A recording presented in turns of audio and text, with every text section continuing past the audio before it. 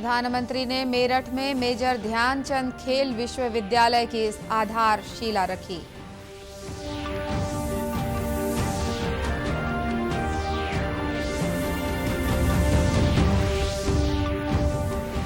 कल से पूरे प्रदेश में शुरू हो रहा है 15 से 18 वर्ष के युवाओं का टीकाकरण।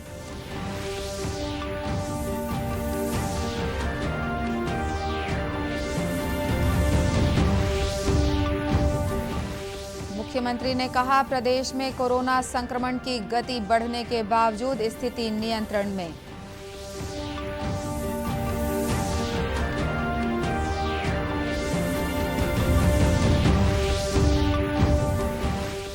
और राज्यपाल ने कृषि शिक्षा को अधिक से अधिक रोजगारोन्मुखी बनाने पर दिया जोर।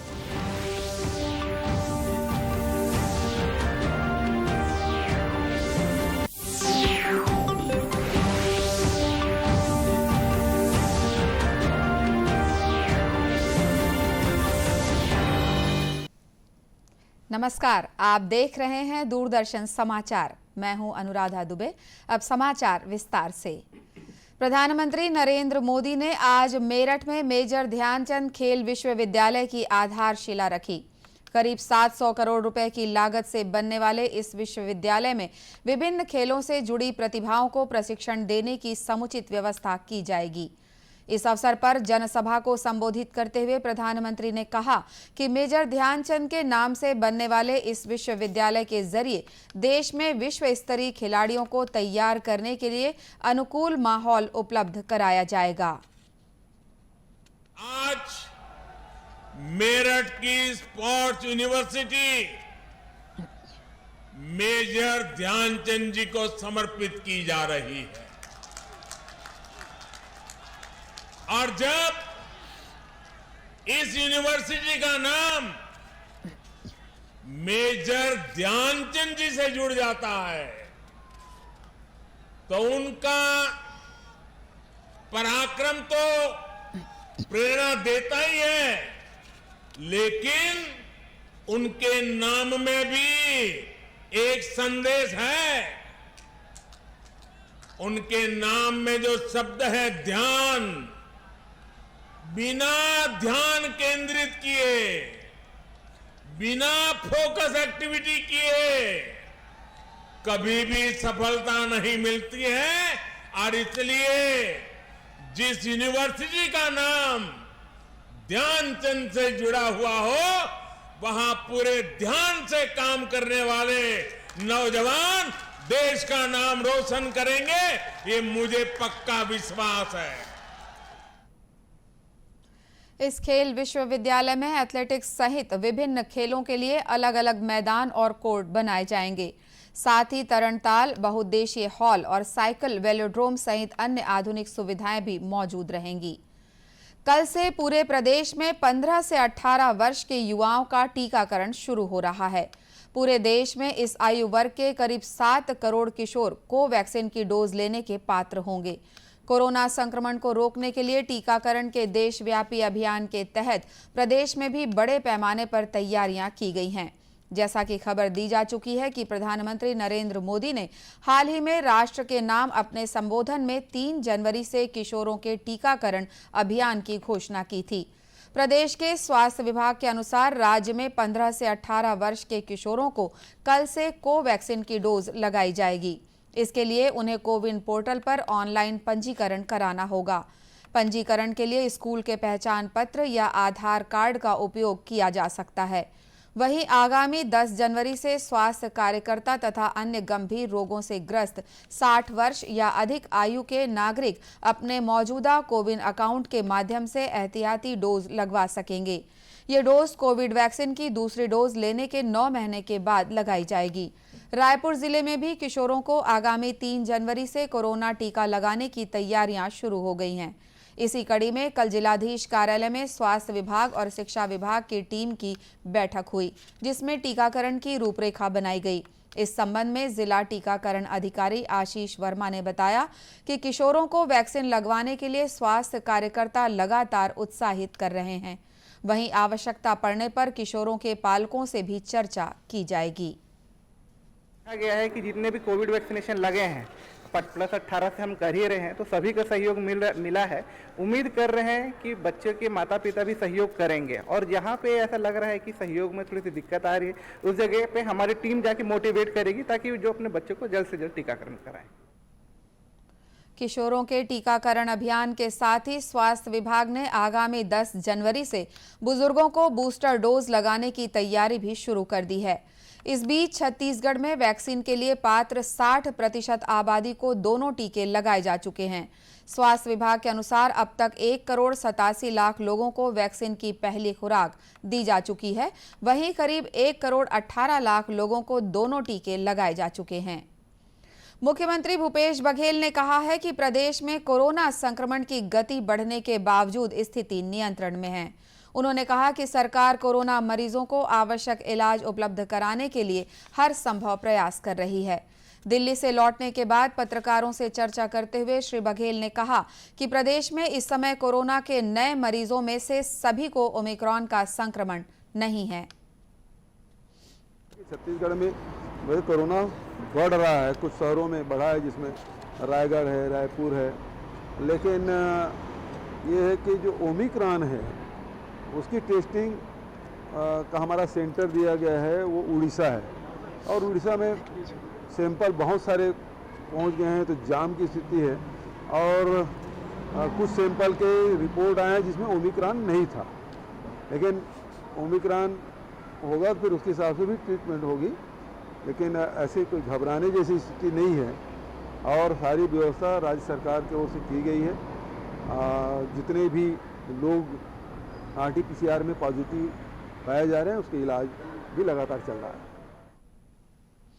मुख्यमंत्री ने कहा कि कोरोना संक्रमण को रोकने के लिए सरकार बड़े आयोजनों को रोकने के साथ ही एहतियात के अन्य उपाय भी कर रही है। देश में कोविड के नए वेरिएंट ओमिक्रॉन से अब तक 1,525 लोगों के संक्रमित होने की पुष्टि हुई है। हालांकि इनमें से 560 मरीज स्वस्थ हो चुके हैं।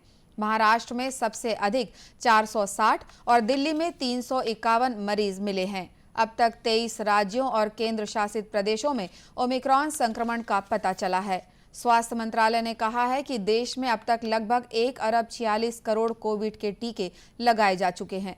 पिछले 24 घंटे में करीब 25,75,000 टीके लगाए गए। इस दौरान 9,000 से अधिक कोविड रोगी स्वस्थ हुए हैं। देश में कोविड से स्वस्थ होने की दर 98.27% हो गई है। देश भर में पिछले 24 घंटे के दौरान 27,000 से अधिक कोविड रोगियों की पुष्टि हुई है। इस समय 1,22,000 से अधिक मरीजों का इलाज चल रहा है। मंत्रालय ने कहा है कि देश में अब तक 68 करोड़ से अधिक कोविड नमूनों की जांच की जा चुकी है। वहीं छत्तीसगढ़ में भी ओमिक्रॉन संक्रमण के मामले बढ़ने लगे हैं। पिछले 24 घंटे के दौरान प्रदेश में 279 मरीज पाए गए हैं। इनमें से सबसे ज्यादा 73 मरीज रायपुर जिले में मिले हैं। वहीं बिलासपुर में 58 और रायगढ़ में 50 नए मरीज सामने आए हैं। विभिन्न राज्य में कोरोना संक्रमण की बढ़ती रफ्तार को देखते हुए केंद्र सरकार ने सभी राज्यों से तत्काल आवश्यक कदम उठाने को कहा है। केंद्रीय स्वास्थ्य मंत्रालय ने राज्यों से ये कहा है कि ओमिक्रॉन संक्रमण को रोकने के लिए ग्रामीण क्षेत्रों में बच्चों की स्वास्थ्य सेवाओं पर विशेष रूप से ध्यान दिया जाए। राज्यपाल अनुसुईया उइके ने राज्य की कृषि शिक्षा प्रणाली को ज्ञानार्जन के साथ ही रोजगार उन्मुखी बनाने की दिशा में लगातार प्रयास करने पर जोर दिया है। उन्होंने कहा है कि कृषि के विद्यार्थी अपनी आजीविका के लिए केवल नौकरी पर आश्रित न रहें, बल्कि स्वयं का व्यवसाय स्थापित कर अन्य लोगों को रोजगार प्रदान करने में समर्थ बन सकें। राज्यपाल ने रायपुर स्थित इंदिरा गांधी कृषि विश्वविद्यालय में राष्ट्रीय कृषि शिक्षा नीति के अनुरूप छत्तीसगढ़ कृषि शिक्षा प्रणाली विषय पर आयोजित राष्ट्रीय कार्यशाला में ये बात कही। उन्होंने इस अवसर पर विश्वविद्यालय द्वारा प्रकाशित नए वर्ष के कृषि पंचांग सहित कुछ अन्य प्रकाशनों का विमोचन किया। उन्होंने कृषि विश्वविद्यालय के अंतर्गत संचालित विभिन्न कृषि महाविद्यालयों, अनुसंधान प्रक्षेत्रों तथा कृषि विज्ञान केंद्रों द्वारा आयोजित प्रदर्शनी का अवलोकन भी किया। इस प्रदर्शनी में जहां कृषि विश्वविद्यालय द्वारा विकसित नई तकनीकों और अनुसंधान कार्यों को प्रदर्शित किया गया। राज्यपाल ने कृषि विश्वविद्यालय परिसर में त्रिस्तरीय कृषि पद्धति और जर्मप्लास्ट संग्रहालय सहित अन्य विकास गतिविधियों का जायजा लिया। राज्यपाल ने कहा कि जर्मप्लास्ट संग्रहालय में धान की 24,000 से अधिक परंपरागत प्रजातियों के बीजों को देखकर उन्हें सुखद आश्चर्य हुआ। इस मौके पर इंदिरा गांधी कृषि विश्वविद्यालय के कुलपति डॉक्टर एस.एस. सेंगर ने बताया कि कृषि विश्वविद्यालय के अंतर्गत संचालित महाविद्यालयों और कृषि विज्ञान केंद्रों के माध्यम से निरंतर नए अनुसंधान तथा कृषि प्रौद्योगिकी विकास का कार्य किया जा रहा है। विश्वविद्यालय द्वारा विभिन्न फसलों की 156 नवीन उन्नत किस्में विकसित की गई हैं।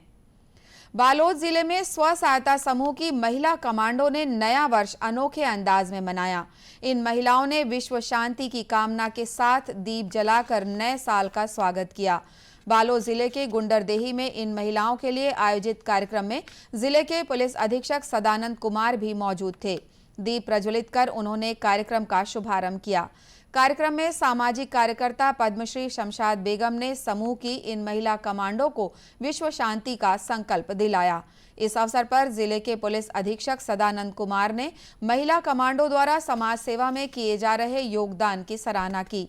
वहीं पद्मश्री शमशाद बेगम ने बताया कि विगत 22 वर्षों से लगातार समूह की ये महिलाएं समाज सुधार की दिशा में कार्य कर रही हैं। समूह की बहनों के द्वारा एक नए थीम को लेके हम लोग काम करें, क्योंकि महामारी लगी हुई है, लॉकडाउन, कोविड, तो इसको देखते हुए हमारी बहनों ने संकल्प लिया है आज कि शिक्षा दीप तो जलाते ही हम लोग, शिक्षा के साथ साथ स्वास्थ्य है, स्वरोजगार है, उसके अलावा कोरोना से मुक्ति दिलाने के लिए भी इन्होंने आज संकल्प लिया है। और कोरोना से यदि हम मुक्त हो जाएंगे तो आगे आने वाले समय में हमारी बहनें और अच्छे से काम कर पाएंगी। इसी थीम को लेके हम लोगों ने आज शिक्षा दीप जलाया है।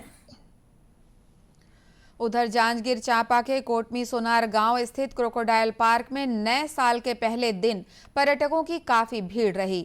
जिले और प्रदेश के साथ ही अन्य राज्यों से भी पर्यटक क्रोकोडाइल पार्क पहुंचे थे। पार्क में पहुंचे लोगों में काफी उत्साह भी दिखा।